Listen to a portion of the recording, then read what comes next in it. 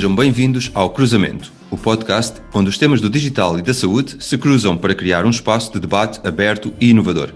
O meu nome é André Correia e, como habitual, estou acompanhado pelo meu amigo e anfitrião, Daniel Guedalha.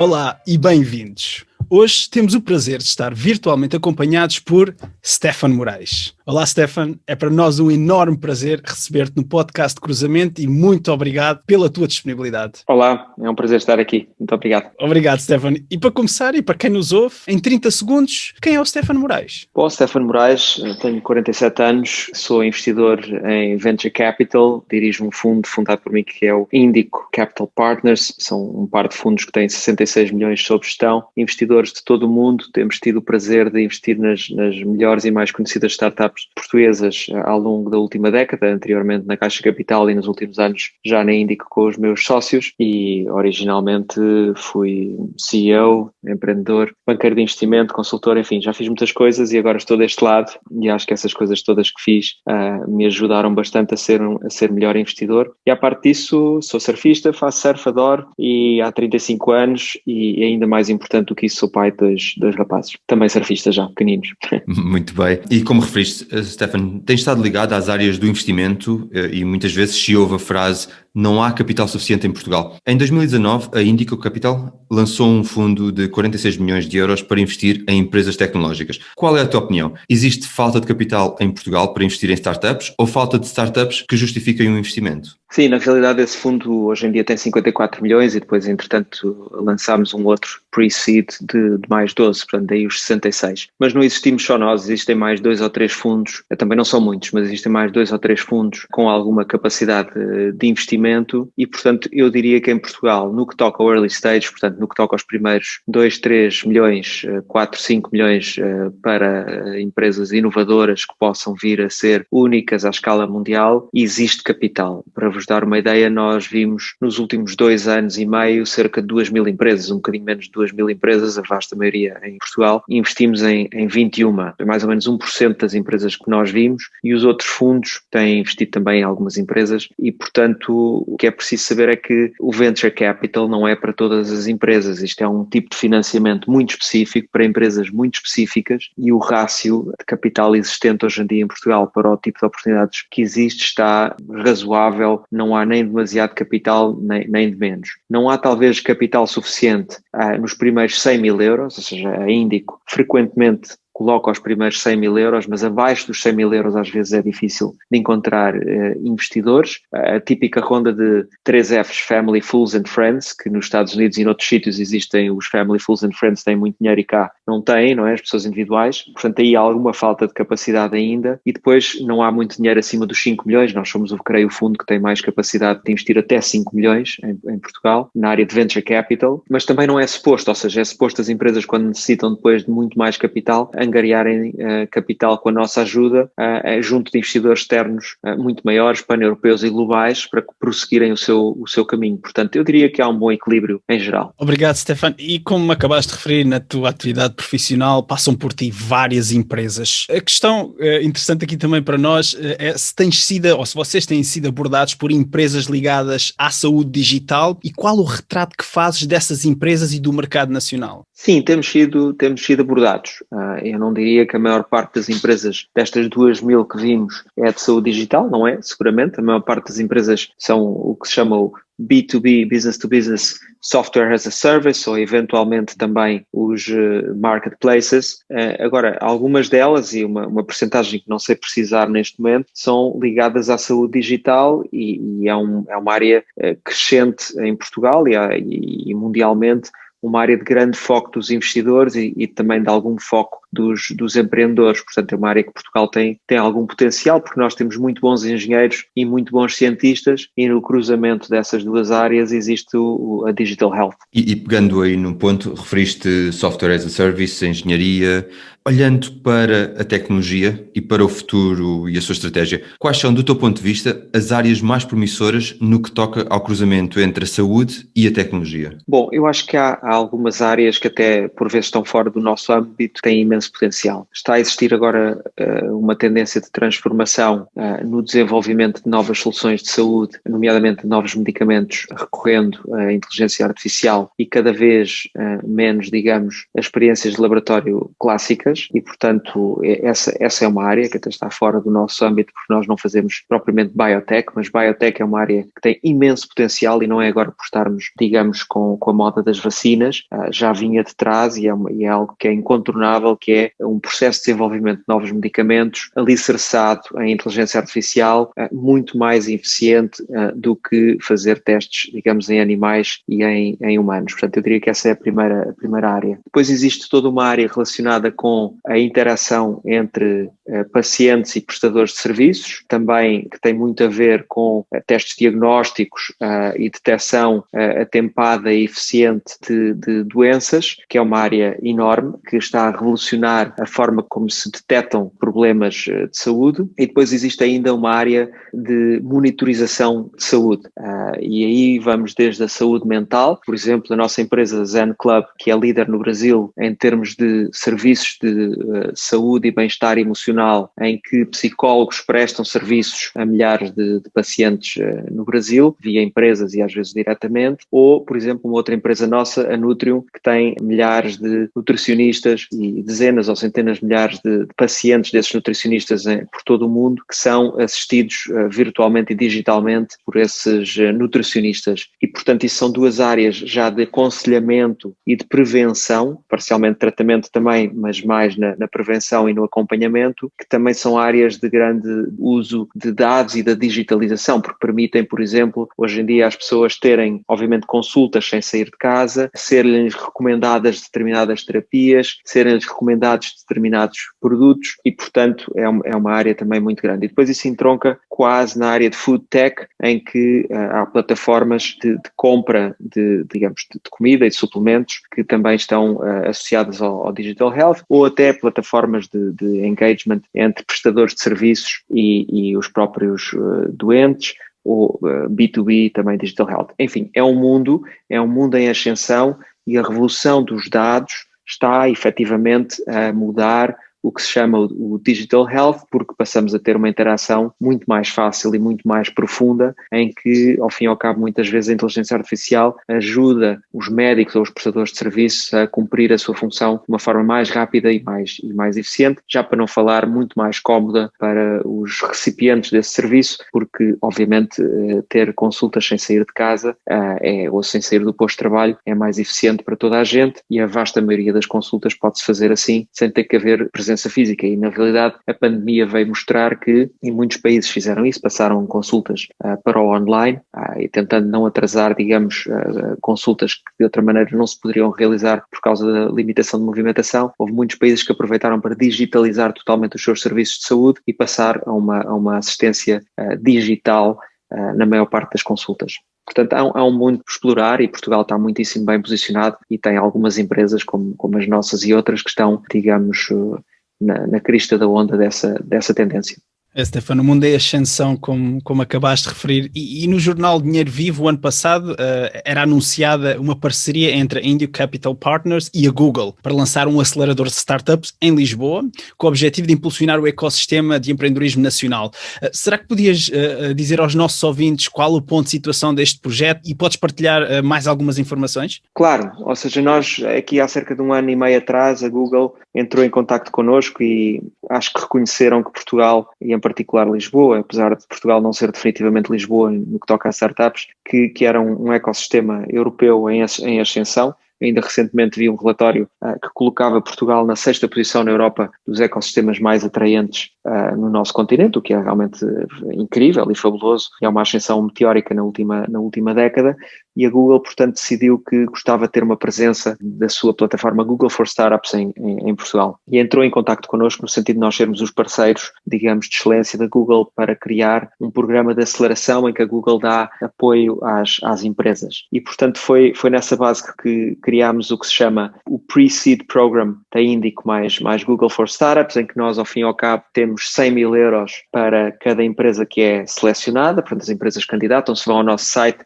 candidatam-se, é um formulário, digamos, simples, nada burocrático, e nós vamos selecionando ao longo do ano empresas que se juntam, vêm para o nosso escritório, enfim, em tempos de pandemia vêm virtualmente, mas têm lá o escritório, e basicamente temos um programa tailor-made à medida para cada uma dessas 6 a 10 empresas que acompanhamos durante um ano. Primeiro num programa, digamos, mais residente, mais típico de aceleração, que normalmente decorre entre julho e dezembro, em que temos mentores, apresentações, inclusivamente bastantes apresentações, obviamente, e treino da Google, mas de muitos outros parceiros do ecossistema, mas com uma interação muito forte entre os participantes do programa e os partners da Índico, portanto eu, a Cristina, o Ricardo e os outros integrantes da equipa, em que vamos monitorando a empresa, os diferentes KPIs e as diferentes iniciativas que tem, vamos tentando ajudar em termos de recrutamento, product development, fundraising, marketing, pricing, estratégia e por aí fora, e depois uma segunda parte dos outros mais 6 meses de incubação em que continuam a estar no nosso escritório, em que continuam a estar próximas, já estamos a preparar o programa seguinte, em que, portanto, as empresas ficam um ano connosco, e é por isso que nós também não fazemos mais do que 6 a 10, porque damos uma atenção personalizada a cada uma das empresas e, portanto, não é propriamente um programa de aceleração standard igual, com aulas iguais para todos sobre como fazer um produto, não é nada disso, é uma espécie de fato à medida para cada empresa, em que os partners da Índico estão junto das empresas e, portanto, essa colaboração com a Google tem tido muito sucesso. Tivemos 140 candidatos no ano passado, este ano já vamos quase em 100 empresas que se candidataram ao programa, já selecionámos 2 e vamos selecionar mais algumas seguramente até julho e depois até o resto do ano, até completar as 10, se encontrarmos 10 que nos convençam. E, portanto, esta é um sinal também de que uma grande multinacional e um grande campeão mundial como a Google acredita que existe qualidade da engenharia e qualidade das startups portuguesas, e quando as pessoas dizem que isso das startups já passou na moda, não estão bem a ver o que é que está a acontecer, ou seja, agora é que está tudo a começar, é ao fim de uma década que se está a começar a ver os grandes resultados. Portugal já tem 4 unicórnios, o que é uma coisa incrível, e os unicórnios não são figuras míticas, são empresas que foram avaliadas em mais de 1.000 milhões de euros por investidores internacionais. Com certeza que ainda têm as suas dificuldades, ainda têm o seu caminho por percorrer, mas em comparação com a Espanha, que por exemplo tem 2, nós temos 4, e portanto isso é relevante e atesta ao poder da educação e a importância que é ter boa educação base em engenharia e ciência e depois ter bons fundos locais com capital suficiente para apoiar essas empresas que podem vir a mudar o rumo da economia mundial nos seus verticais de excelência. Muito obrigado, Stefan, e programas como esse seguramente contribuem também para a digitalização da economia. Agora aqui olhando um bocadinho para a área da saúde, todos estes programas têm vantagens e trazem também alguns desafios, nomeadamente estamos aqui a pensar em termos de desigualdades. Qual é a tua visão sobre este ponto e de que forma se podem trabalhar estas desigualdades? Sim, eu acho que algo que esta pandemia veio trazer foi uma aceleração realmente da digitalização. É óbvio que quem não comprava online começou a pensar que devia comprar online. Nós vemos isso, por exemplo, numa das nossas, enfim, em várias, mas na Barkin, que vende comida altamente especializada e de grande qualidade para cães, as vendas dispararam online, não é? As pessoas conseguiram compreender que, em vez de carregarem com sacos de 10 kg de ração às costas do supermercado, podem ter isso entregue em sua casa de uma forma muito mais cómoda e, portanto, a Barkin foi uma das que beneficiou. A Zen Club, quando nós podemos ter consultas com o nutricionista online, ou a 360 Hiper, parte desse programa com a Google, em que, em vez de estarmos a ir ao supermercado, arriscarmos a apanhar o vírus, podemos ter as nossas compras online entregues em casa. Agora, quem não usa, digamos, estes meios digitais, quem tem menos capacidade, ou quem não tem tempo nem apetência, nomeadamente na informação, nomeadamente classes mais desfavorecidas ou mais velhas que não têm essas competências, obviamente vão ficar cada vez mais para trás. E, portanto, aqui estamos a falar de desigualdades que se acentuam de várias maneiras. A solução não é impedir as pessoas de comprar online, obviamente, tal como não é impedir as pessoas de ir à escola. A solução é fazer com que esses meios estejam à disposição de toda a gente e é fazer com que toda a gente tenha acesso, de alguma maneira, em programas de formação e de capacitação para as diferentes idades e para as diferentes, digamos, situações económicas da população para que possam ter acesso a essas ferramentas digitais. E Aí eu devo dizer que Portugal tem um longo caminho por percorrer. Nós vemos que a taxa de penetração dos serviços digitais e das compras digitais em Portugal é tradicionalmente muito mais baixa do que dos seus congêneres europeus. Portanto, temos um país, não temos só uma Europa a 3 velocidades, nós próprios temos um país altamente desigual com várias velocidades. E isso é algo que faz parte da política pública e que nós, como cidadãos, devemos estar preocupados, porque um país a várias velocidades, tal como uma Europa a várias velocidades, não beneficia o conjunto. Um país não anda para a frente só com uma elite, o país anda para a frente com um conjunto grande, alargado, de toda a gente, integrada digitalmente. Mas começa também pela digitalização dos serviços públicos e da intervenção do Estado e, claro, penso que vem agora uma grande vaga de digitalização nestes fundos que vêm da Europa, que eu espero que sejam bem aplicados de uma forma célere e pouco burocrática. Se calhar isto é esperar muito, mas em todo o caso acho que a ideia e a direção é certa e eu tenho esperança que Portugal se torne menos desigual e que a Europa também saiba aproveitar esta oportunidade para ser mais digital, porque os Estados Unidos, a China e outras potências não esperam e nesse aspecto Portugal e a Europa não lhe falta ciência nem engenharia, mas às vezes falta ser um bocadinho prático e andar com as coisas para a frente em vez de estarmos à espera sempre de mais um procedimento, aliás como se viu nesta questão das vacinas. Esperamos que de facto seja menos desigual, Stefan, e já falamos também aqui no nosso episódio do talento e do talento português e das vantagens que pode trazer para o nosso país. Com a tua vasta experiência internacional, Stefan, saber aqui a tua opinião, como é que comparas o talento português relativamente a outros países e que outras características achas que Portugal tem que podem potenciar o investimento nas áreas que temos estado a abordar? Eu acho que ninguém tem a menor dúvida que o talento português não é inferior ao talento de outros países. Aliás, eu alargaria isso de uma forma geral. Se nós pensarmos no talento de qualquer outro país, na Europa em particular, a inteligência e a capacidade está bastante bem distribuída na Europa inteira. Tal como seria um erro países, digamos, maiores e mais ricos pensarem que há falta de talento em Portugal, também seria um erro nós pensarmos que há falta de talento noutros países que consideremos mais pequenos ou menos desenvolvidos. Eu tive a oportunidade e a felicidade de viver em 10 países, em todos os continentes, exceto a Austrália, a Oceania, e vi pessoas incríveis em todo lado. Portanto, não há falta de talento. O que às vezes há é falta de gestão e também há falta de meritocracia. É certo que nós também todos sabemos que o talento português, em particular quando imigra e quando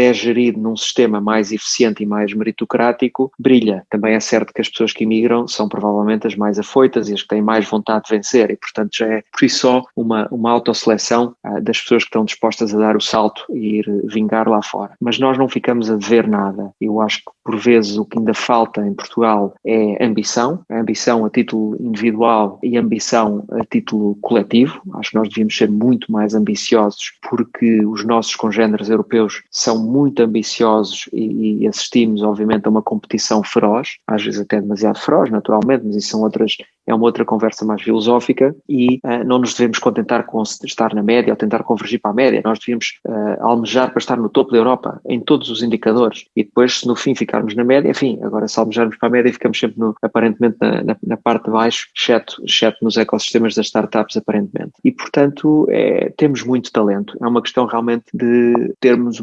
processos de decisão mais rápidos no nosso país. Perde-se muito tempo a pensar, às vezes de uma forma legalista, em todas os ses e todas as hipóteses e como é que isto tudo pode correr mal, quando devíamos tomar decisões mais rápidas, se calhar falhar mais rápido e voltar a reinventar-nos do que estarmos sempre a pensar em todas as alternativas de como é que as coisas podem correr mal. E isto é um problema que não é só do Estado, é um problema que permeia toda a sociedade portuguesa, desde os privados até ao público. A parte boa disto tudo é que realmente as novas gerações são bastante mais agressivas, são bastante mais ambiciosas, são muito mais globalizadas, têm mais informação e, portanto, sabem que podem conseguir fazer igual ou melhor do que qualquer outro sítio e, portanto, sabem que podem ser um Ronaldo. Eu acho que o Ronaldo realmente é um exemplo incrível, é um privilégio até para todos nós vivermos ao mesmo tempo que uma pessoa de grande capacidade de trabalho, de grande dedicação e de grande ambição. Eu acho que os portugueses deviam olhar para o Ronaldo e pensar que nas suas próprias profissões,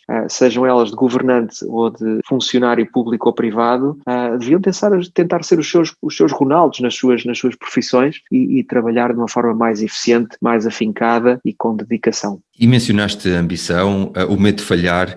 São esses os desafios, ou existem outros desafios que devem ser ultrapassados para tornar Portugal num hub europeu e competitivo para as áreas da saúde digital? Olha, o que eu vejo que são ainda talvez algumas diferenças tem muito a ver com ambição, mas depois a ambição traduz-se às vezes em falta de profundidade. Ou seja, tudo o que é para fazer hoje em dia, tudo o que se possa desenvolver requer muitíssima profundidade, no sentido em que tudo o que é fácil é facilmente copiável. Tudo o que é fácil já está feito. No mundo atual competitivo, para se marcar a diferença e para se ser melhor, tem que se ficar a seguir ao treino, a chutar mais livres. Ou seja, não há hipótese, porque se calhar o que era algo diferenciado antigamente era fazer o mínimo. Agora é fazer o mínimo, o normal e depois o máximo em cima e ainda ir aos extras. E, portanto, o que eu vejo talvez ainda em Portugal, às vezes por falta de dimensão, mas talvez um bocadinho por falta de noção e de ambição, é alguma falta de profundidade. Por isso é tão importante nós termos uma educação superior profunda, dedicada e contínua, porque é muito importante ter pessoas inteligentes e que saibam e que se especializem. Também é muito importante ter pessoas que não se especializem. Aliás,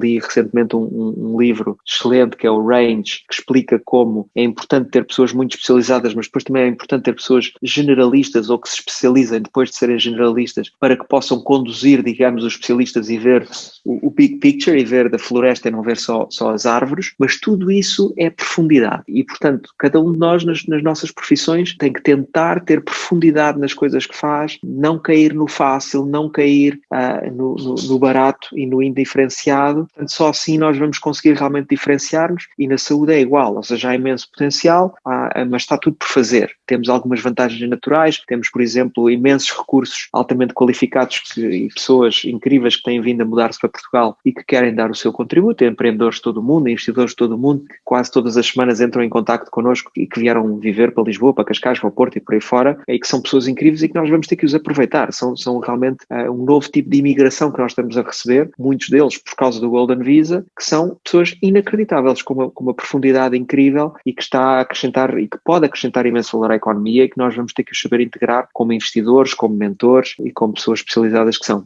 Stefano, gostei desta frase, novo tipo de imigração e temos mesmo que aproveitar e se calhar é uma janela única de oportunidade que agora temos e como tu referiste, Portugal então tem de facto algumas coisas, tem bastantes condições para se afirmar como um hub europeu nestas áreas. Se calhar, Stefano, voltando aqui a olhar para a Índico Capital Partners, como é que vocês e empresas como vocês podem ainda mais influenciar o panorama nacional e ajudar a criar, e aqui vou acrescentar, e exportar startups de referência nacional? Bom, há duas funções importantes nessa equação. Uma é, nós temos que ser capazes de atrair capital para os nossos fundos. Muitas vezes existe um foco quase único na questão da existência de empreendedores. Os empreendedores sem fundos de investimento não conseguem vingar. Ou seja, é uma relação simbiótica que, se uma das partes falhar, não existe resultado. Portanto, a ascensão de empreendedores portugueses em geral faz com a existência de capital. E haverá quem diga, bom, mas há capital no estrangeiro. Sim, mas o capital no estrangeiro primeiro investe nas empresas que estão no estrangeiro.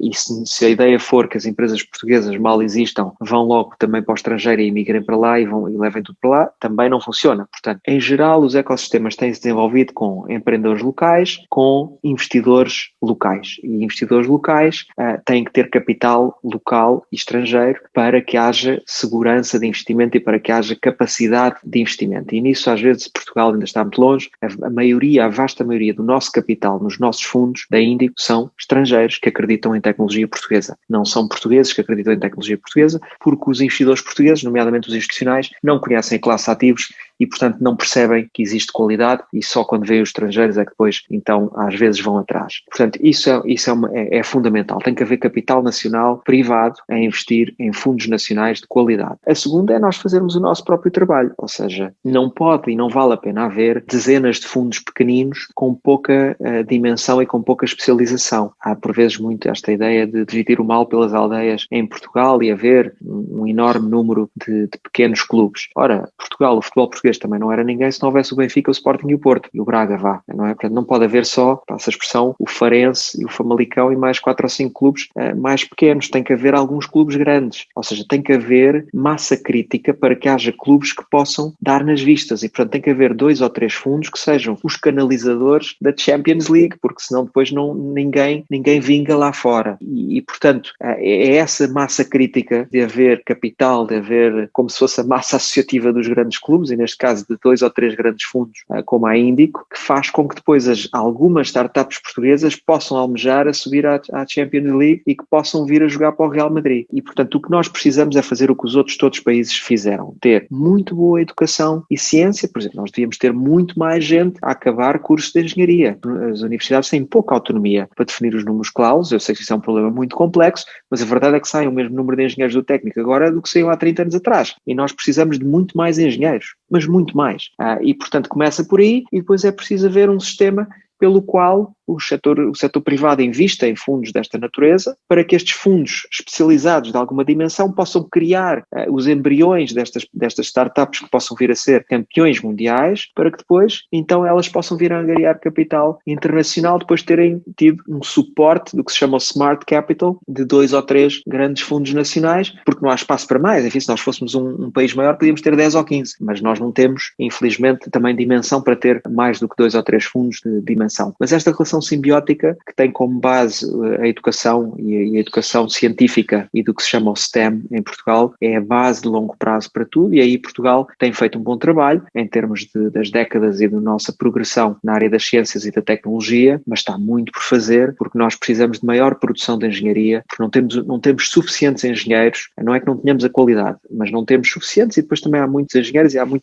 as pessoas chumbam nas universidades, que é uma coisa impensável. Eu acho que não são as pessoas que estão erradas, porque todas entram com grandes notas. Alguma coisa se passa no ensino quando as pessoas depois não conseguem concluir os cursos ou saem a meio. Portanto, ainda há muito trabalho por fazer. Falámos ainda há pouco desse animal mítico, os unicórnios. E fala-se atualmente muito nestas empresas, neste grupo restrito de startups com investimentos acima dos $1.000 milhões. Na tua opinião, esta deve ser uma meta ou um medidor de sucesso para as startups? Sim, atenção que os unicórnios não são as empresas onde foi investido mais de $1.000 milhões, são empresas cuja avaliação é maior do que $1.000 milhões. Portanto, até podem ter recebido só 100 milhões, mas a avaliação dessa ronda de investimento superou os $1.000 milhões.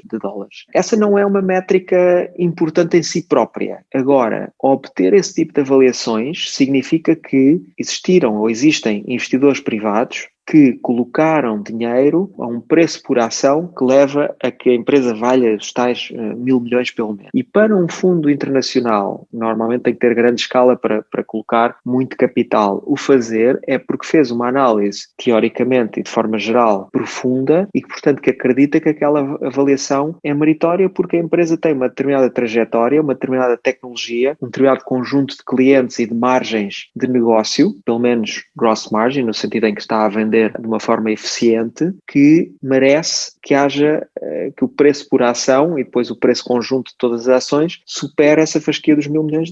Portanto, digamos que é uma métrica que mostra que há ali qualquer coisa de muito especial. É claro que os unicórnios, que eram extremamente raros aqui há 5 anos e seguramente há 10 anos atrás, hoje em dia multiplicaram-se e já são umas centenas. Mas ainda assim, não é qualquer empresa que consegue atrair capital que valoriza a empresa nessa faixa de avaliação. E, portanto, é muito relevante, porque é realmente um reconhecimento que algo se está a criar e algo está a acontecer de muito especial naquela empresa. Também não significa que a empresa vá vingar, mas de uma forma geral, e nós tivemos o prazer de ser investidores quando eu estava na Caixa, na Farfetch, e, enfim, a empresa, mesmo quando nós entramos na altura da Caixa, já era uma avaliação alta, tinha acabado de ser, digamos, unicórnio, e hoje a empresa, se não me engano, vale $22 bilhões no New York Stock Exchange. Portanto, é uma progressão incrível no espaço de poucos anos.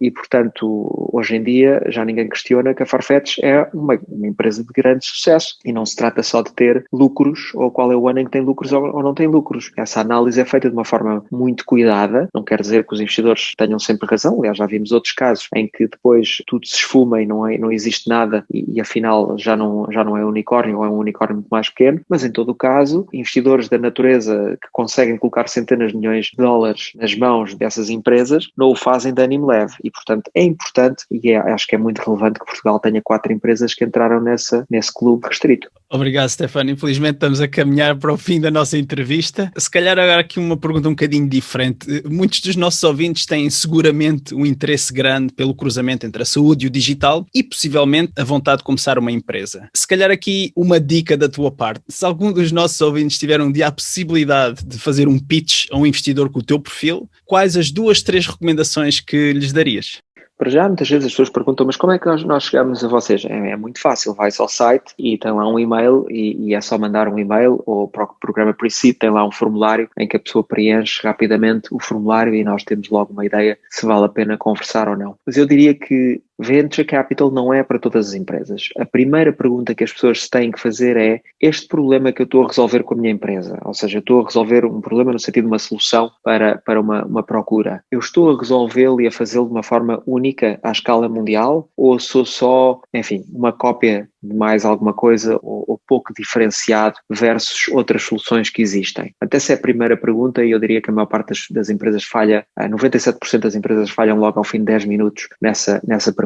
Depois a segunda pergunta é: e esse mercado a quem eu me estou a dirigir ou quem eu posso vir a dirigir-me, em última análise, é um mercado suficientemente grande para eu vir a ter uma empresa que pode vir a ser o tal unicórnio, que venha a valer várias centenas ou milhares de milhões de euros? Porque às vezes há soluções muito inteligentes, mas que são muito nicho e que realmente não têm um addressable market, um mercado-alvo assim tão grande. E por último, temos que ter sempre a noção, e esse é algo que nós avaliamos com algum detalhe, se a equipa é a equipa certa. Portanto, há profundidade na equipa, nomeadamente profundidade técnica. Portanto, há engenharia na equipa que saiba realmente resolver o problema. Há um conjunto e uma diversidade de tipos de personalidades e tipo de skills que permita que a equipa vá longe e se adapte aos altos e baixos e às marés que vão acontecer ao longo da vida da empresa, porque as coisas vão correr bem e vão correr mal, seguramente, como em todas as empresas. E, portanto, é importante ter uma equipa que tenha essa capacidade de navegar esses altos e baixos. Portanto, essas são as 3 características e, por último, tem que ser uma equipa que trabalhe em conjunto connosco, ou seja, nós somos muito próximos das nossas equipas, damos um apoio muito personalizado e só queremos trabalhar com pessoas que trabalham em conjunto connosco. E, portanto, até o Ronaldo é um jogador de equipa, apesar de ser uma super estrela, e é um grande capitão e, portanto, esse é o exemplo e acho que é um bom exemplo para toda a gente seguir.